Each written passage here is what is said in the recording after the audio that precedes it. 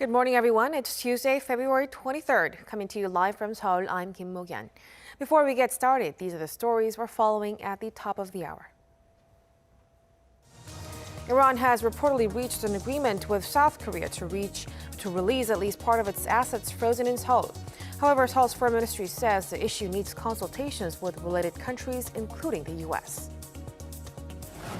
South Korea's economic growth rate ranked third among major economies across the globe in 2020, despite an on-year contraction due to the pandemic.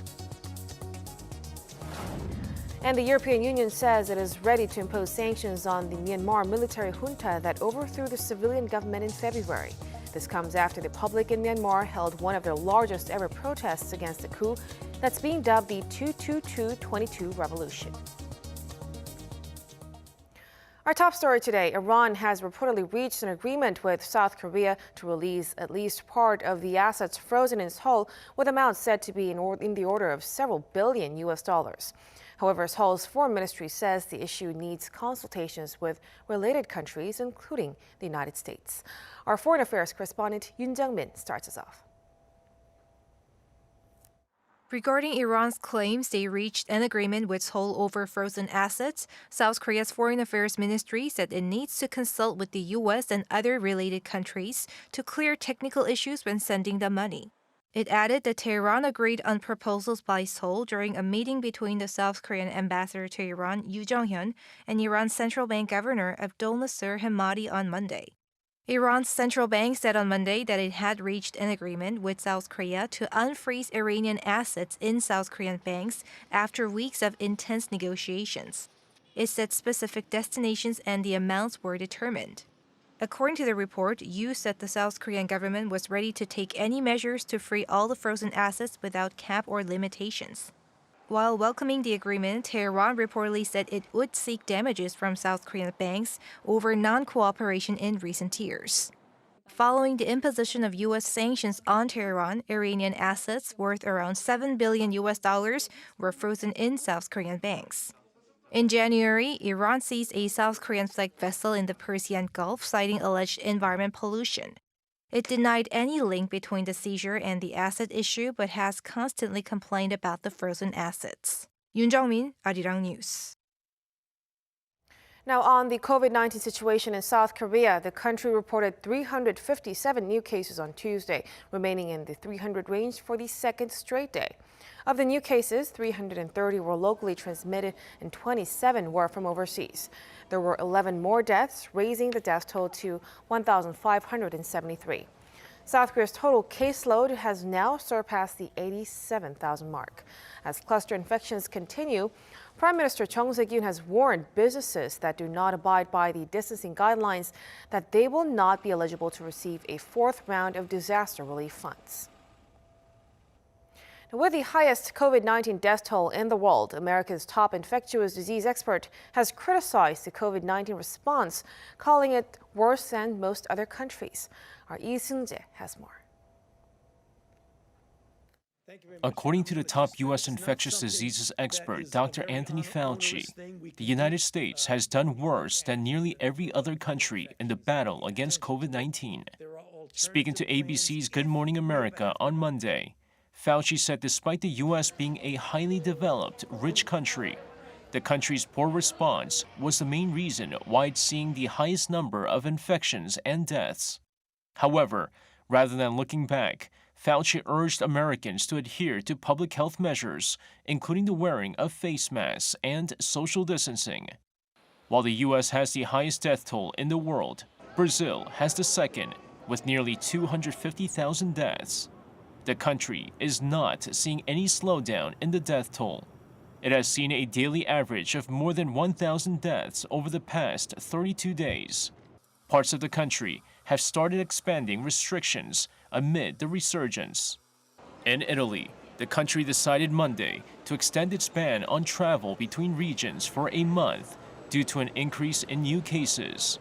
Italians are banned from leaving their region before March 27th, except for business trips or for emergencies. A ban on visits to other households also remains in effect. British Prime Minister Boris Johnson on Monday announced the country's plan to ease restrictions there. All schools will be reopened on March 8th with mass COVID-19 testing in secondary schools. Parents are expected to carry out testing at home after 3 separate tests at school. He also mentioned the UK's plans to lift its lockdown. Step 4 will begin no earlier than the 21st of June. With appropriate mitigations, we will aim to remove all legal limits on social contact, and on weddings and other life events, we will reopen everything up to and including nightclubs and enable large events such as theatre performances above the limits of Step 3, potentially using testing to reduce the risk of infection. Britain's vaccine campaign has significantly reduced cases as the UK moved faster than most other countries to secure supplies and has been inoculating people rapidly since December. Lee Seung-jae, Arirang News.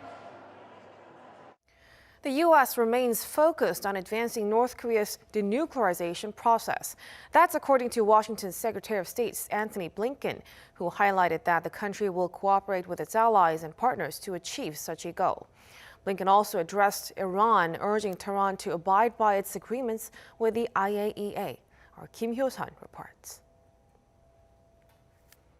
Washington's top diplomat has stressed that the country is concentrating on achieving the denuclearization of the Korean Peninsula. The United States also remains focused on denuclearization of North Korea and will work closely with allies and partners to address Pyongyang's illicit weapons of mass destruction and ballistic missile programs. Addressing the UN-backed conference on disarmament on Monday, U.S. Secretary of State Antony Blinken also emphasized Washington's stance on Iran's nuclear development. The United States remains committed to ensuring that Iran never acquires a nuclear weapon. Diplomacy is the best path to achieve that goal. President Biden has said, if Iran comes back into strict compliance with the JCPOA, the United States is prepared to do the same. He also called for Tehran to comply with its safeguards agreements with the International Atomic Energy Agency and its other international obligations.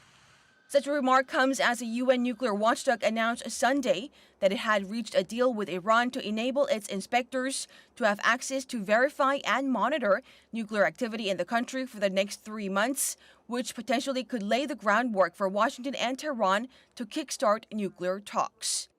Blinken also highlighted that the U.S. stands ready to engage Russia in discussions on arms control and emerging security issues, while demanding greater transparency regarding China's weapons development programs, which he described as, quote, provocative and dangerous. Kim Hyo-sun, Arirang News. Despite the local economy shrinking last year amid COVID-19, South Korea's growth rate still ranked third among the world's major economies. South Korea's economy shrank 1% last year. However, according to the OECD, that contraction was the third smallest out of 15 major economic powerhouses. China performed best with a 2.3% growth, followed by Norway with a 0.8% contraction. Spain showed the worst performance, with its economy shrinking by 11%. South Korea's consumer sentiment has improved in February, largely due to the slowing spread of COVID-19 and the hope for inoculations in the near future. According to the Bank of Korea on Tuesday, the composite consumer sentiment index stood at 97.4, up 2 points from January. But a reading below the 100 threshold indicates more people are pessimistic than optimistic about the economy. However, the central bank stated that uncertainty over COVID-19 is reflected in the figures, as the increase is smaller than that of the previous months. The European Union is ready to impose sanctions on the Myanmar military junta that overthrew the civilian government on February 1st. The statement comes after the public in Myanmar held one of their largest ever protests against the coup that's being dubbed the 22222 revolution. Our Choi Jung-yun has more. Myanmar's military junta that took over the country early February could face consequences. On Monday, the European Union agreed to impose sanctions on Myanmar's military and their economic interests, holding them responsible for the coup. We strongly condemn this military coup and unacceptable violence against peaceful demonstrators. Today we have decided a set of targeted measures with ministers in response to these events. And we took the political agreement to apply sanctions targeting the military responsible for the coup and the economic interest. Restrictive measures could include banning travel and freezing assets. They also withheld all direct financial support from the EU development system to Yangon's government's reform programs. However, the foreign ministries of the 27-member bloc would not curb trade ties with Myanmar, as it could burden the general population. This withdraws EU special trade preferences, giving Myanmar tariff-free access to the EU's 450 million consumers from the list of restrictions, to avoid hurting the poorest workers in the textile industry. In Myanmar, protesters are flocking the streets across the country, despite a chilling message from the junta that any further confrontations would cause more lives. I'm joining the 2222 nationwide protest as a citizen of the country. We must join the protest in this time without missing out on anything. So I've closed down my factory and joined the demonstration. The day of action has been nicknamed the 22222 Revolution because it is taking place on 22nd February. It has been compared by protesters to demonstrations on August 8, 1988. Known as the 8888 Uprising, when Myanmar saw one of its most violent protests. There have not been reports of widespread violence despite stern warnings delivered by the military on state media. 최정윤, Arirang News. Now, it's the time of the year when university campuses are usually filled with freshmen entering schools and seniors preparing for an end to college life. However, campuses are somewhat quieter this year as most ceremonies are being held virtually due to the COVID-19 pandemic. Our Choi Min-jung has this story. A huge screen filled with the faces of students takes center stage in an auditorium. Dozens of excited university freshmen have turned on their cameras to attend their entrance ceremony. In a sign of the times, the annual ceremonies for many universities are being held online this year due to the COVID-19 pandemic. And accordingly, Dongguk University held its very first virtual entrance ceremony on Monday. We wanted to let the students know their college life has begun, so we designed this non-contact event. Though the freshmen did not get to set foot on campus, many are looking forward to learning and meeting their new friends. I want to visit educational broadcasting stations, learn coding, but I want to meet my friends in person the most. Graduation ceremonies are also being held across the nation, but they too are being held virtually instead of in person. Today's graduation ceremony for Yonsei University will be broadcast online to prevent the spread of COVID-19. For just a short moment, graduates remove their masks to take pictures of themselves in what for many is a once-in-a-lifetime event. It is disappointing, but I think it's okay because of the current COVID-19 situation. But I'm a little disappointed to finish school this way. The prolonged COVID-19 pandemic has dramatically changed the beginning and end of college life for students in South Korea. Freshmen and seniors alike will hope to see their campuses again filled with people and joy in the near future. Choi Min-jung, Arirang News. New research shows that a sentence written on Edvard Munch's The Scream was penned by the painter himself. Norway's National Museum said the small and barely visible sentence scribbled in the top left-hand corner of the masterpiece reads, "Can only have been painted by a madman." The inscription was likely made in 1895 when Munch exhibited the painting for the first time. The canvas has been subject to research and conservation in preparation for being exhibited at the new National Museum of Norway in Oslo, slated for 2022.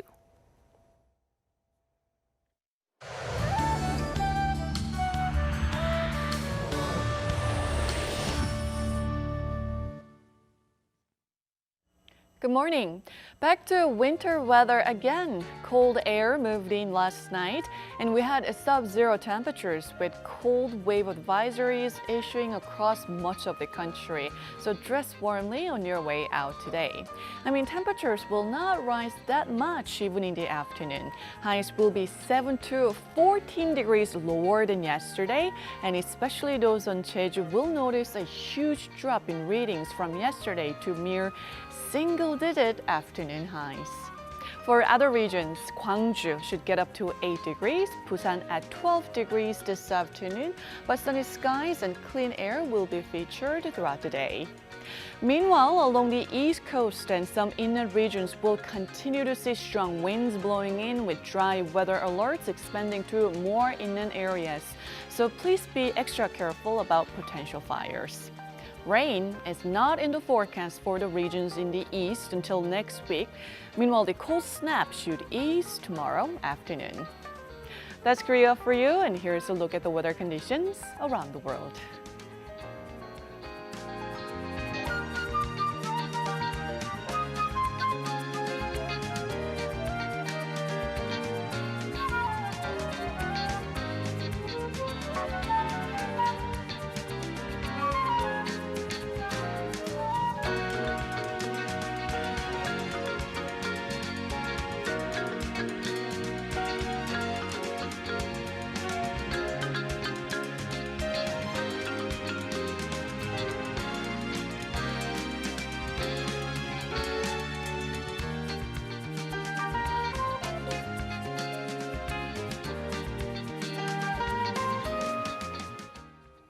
And that's a wrap for us at the hour on Arirang News. We'll be back with more of the day's headlines at noon Korea time, so stay tuned. Thank you for watching, and goodbye.